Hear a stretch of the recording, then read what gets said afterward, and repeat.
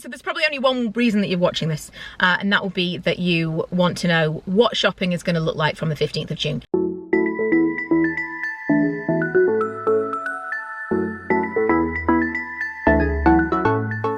So as you know, all non-essential shops are now allowed to be open from the 15th, and lots of people are curious. I'm curious. Meadowhall have invited me to have a look around their centre. That is our closest major shopping mall. It's the one that we go to the most when I film my shop with me's and stuff. That's where you see me 9 times out of 10.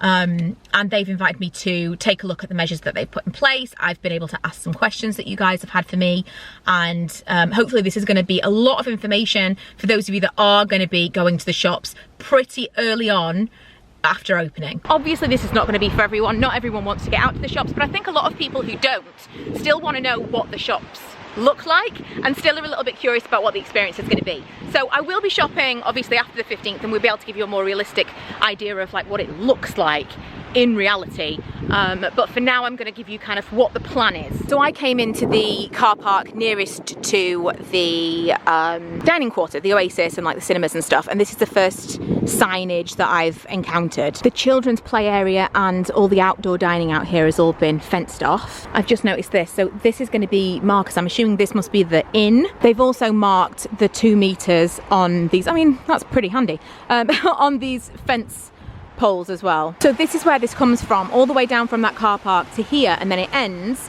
and this is obviously supposed to be a crossing because this is a cycle path, and I'm guessing that they're going to have someone managing this entrance here. There are multiple entrances to the centre, all from all different car parks, so that's one of my questions is going to be, is there going to be this everywhere? So this area is an entrance only.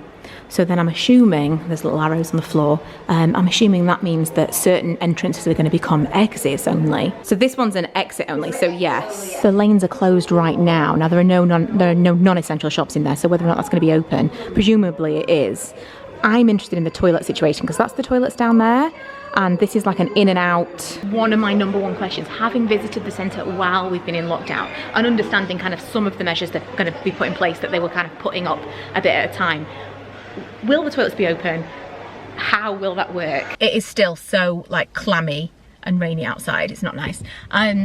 Right, so I did have most of my questions answered, but I'm going to get to that at the end of this video because I want to be specific about the things that you guys have asked, the things that I've asked and what's been answered. So I'm going to do a thing at the end that's very, very clear for those of you that are wondering about specifics. But just for kind of like the feel of the changes from my perspective from this visit, I'm liking what they're doing in terms of the keep left. So you keep left all the way through the centre, but there's loads of areas where you can kind of turn around and go the other way really safely without feeling that you are not able to socially distance, because that was something that I was wondering about. They've really well organised that so that everyone can stay separate all of the time. There it is, the mothership. So if you're keeping left coming down here and you've realised that you've missed, like you wanted to go somewhere else, you can swap into that lane there, but if you're coming from the other direction you can swap here, and even here there's a socially distanced marker of these plant pots to make sure that that line and that line are separate. And from above you can see all of the signage. The traffic light system is what I've talked about in a previous vlog because I had heard about this. So basically each store, as you walk up to it, you will be able to see they'll have a store that is open will have a signal outside. So this here is going to be the sign that you're looking for in all of the different shops. There's one over there. I can see them like all along down here, and it's going to be red or green depending on when you can go in the shop or not. Right, so this is actually an example of what the green sign is going to look like. So that'll change when you can actually go in and it's green, which it is right now because there's nobody here. So they've got these little kind of silver things on the edges like of the walls on the outside, and they can put this thing in that's either a green or a red. If it's green you can go in, if it's red you have to pass by. You cannot queue, they're discouraging queues everywhere. Even with Marks and Spencer now, I assume that's going to be the same way, because obviously you've been able to queue in the certain areas where there've only been those shops open, so it's not a big deal. But once people are walking around the centre and they need that area to walk, you're not going to be able to queue there. That's going to make social distancing absolutely impossible. So you're just going to have to keep moving through the centre.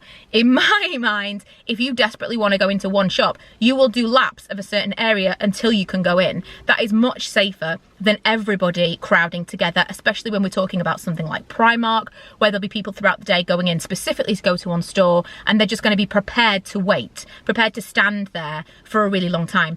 Queues are difficult. Anything where people are there for a really long time, stood together, they're going to get closer and closer. People are going to start to get agitated. I think moving it around the centre makes a lot of sense. They're also going to have information on the web. I mean, they've got tons of information on the website anyway, but information on the website and a map. So if you want to know like where you can get in and out, which car parks might be closed now, where the entrances and things are, I would recommend, not normally the kind of thing that I do, I'm not someone who checks a map or like preps something like this ahead of time, but I would recommend now that even if this is somewhere that you come on a regular basis, you check the map, see where is open. The opening times for certain places might have changed as well, and what car parks you can actually get into to kind of set up a strategy of like what you're going to do when you get here. The rain is nuts now. Absolutely nuts. Right, I'm gonna go home. I'm gonna put together kind of some bullet points, and I'm gonna talk you through some of the things that I think you possibly will want to know or need to know before visiting the centre. Okay, so just a couple of bullet points to remember. Contactless over cash. So in most stores, you're gonna have to use contactless payments. Also shop alone where possible.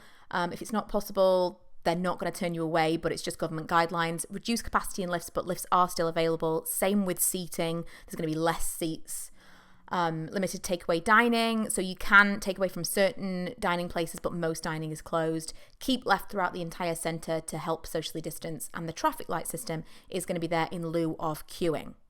Now, obviously, this information I'm giving you is good right now, but anything could change. So it's always worth checking the website before you visit. They've got a whole area dedicated to what is currently open, their facilities, and planning your visit. So that's to do with how to get there. You can also check the car parks that are open from here, which ones are exits and entrances, and you can look at the map. This is an updated map. It's actually titled June 15th, 2020.